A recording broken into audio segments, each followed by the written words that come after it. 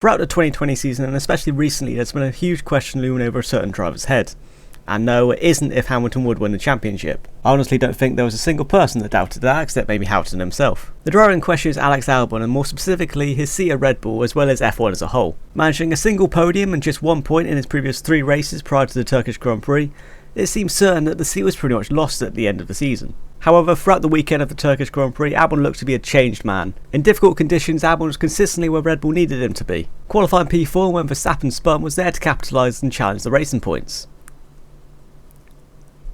Until he spun. While I personally think that was by far Albon's strongest performance of the season, the loss of what could have been at least a podium if not a win may very well be the final nail in the coffin for his Red Bull career. I could be wrong and Albon could be signed by the time this video comes out. At the time of me writing this, I'm nursing a possible COVID case, so this could take a while to come out and this could be very out of date by the time it's actually released. Nevertheless, with Albon's fate in my opinion set, let's take a look at Red Bull's options and the pros and cons for each driver. Okay, this is going to expose when I'm actually recording this, but I'm currently, it fits the video, so I'm going to include it.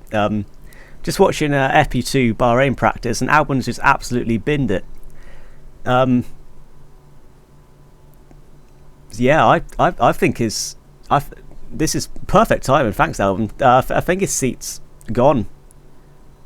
Yeah, just absolutely bins it out of the final corner. Oh, that was perfect timing.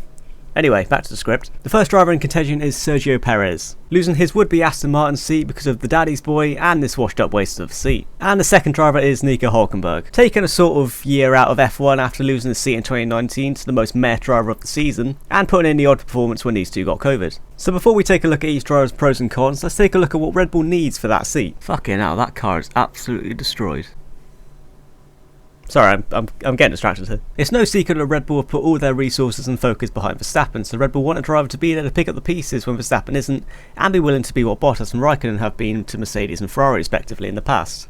What Red Bull don't want is friction within the team and a repeat of the Verstappen-Ricciardo relationship when they were battling and ultimately resulting in collisions, because that's how they got into this mess in the first place. Let's start with taking a look at Hulkenberg and the pros and cons for him. He's proven in 2020 he can jump into a somewhat unknown car and perform to the best of his ability. Most notably his performance at the Eiffel Grand Prix, managing a P10 after getting his first laps of the track in qualifying. He also seems to have a good relationship with Verstappen himself, which would certainly prove beneficial when convincing Hulkenberg to play the team game. Our final positive for Red Bull signing Hulkenberg is desperation. Realistically, if Nico doesn't get a seat for 2021, with his lack of silverware in Formula 1 plus the increasing number of young talent waiting in the wings, this may well be his last chance to drive in F1 again, at least as a full-time driver.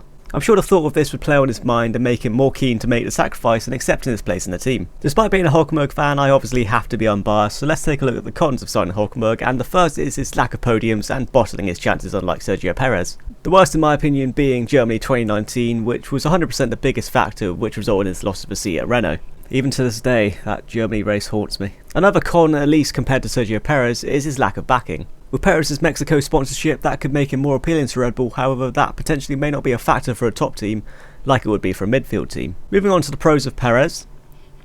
It's got a nice ring to it. His consistency in 2020 has been on par with the newly crowned 7-time champion, of Hamilton, Perez and Hulkenberg being the only drivers to score points at every race they've started.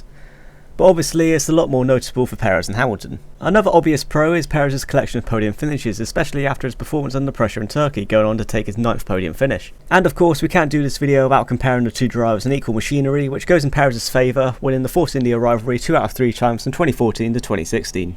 I mentioned earlier about Perez's influx of sponsorship money that could play a factor, so let's take a look at the negatives for Perez. And to be honest, there's only one real one I can think of, and that is his unwillingness to be the number 2 driver. His rivalry of Ocon being the most prominent, but also his 2013 feud of Jenson Button. And with Red Bull doing anything to make Verstappen happy and keep him at the team, I can't help but feel Red Bull would turn down a slightly quicker driver for a more calm and compliant one. So that's my view on the two drivers in contention, but this video could mean absolutely nothing. Red Bull could hold on to Albon for another season after his performance in Turkey, but I severely doubt that. I feel like the only thing that can save Albon at this stage is the stubbornness of Red Bull to admit the young driver program has failed, which choosing a driver out of the Red Bull family would imply. However, seeing what Albon's just done in Bahrain practice, you know, it could be, it's very close. It's not so certain anymore. If I had to put money on who I think gets that seat, I would probably go with Sergio Perez. As much as it pains me to say, Perez's run of podiums and his undeniable best season performance of his career in 2020 puts him in far better contention for that seat than Hulkenberg. But ultimately it all comes down to how Albon performs at the tail end of the season, and he's he's not got off to the best start. So that's my opinion on the Red Bull driver problem. Let me know in the comments which driver you think will take that seat. And if you enjoyed the video, please like, share and subscribe for more F1 content in the future. And I'll see you in another video. Damn, Albon binned it while Verstappen was sitting P1. This has not been a good Friday for Albon.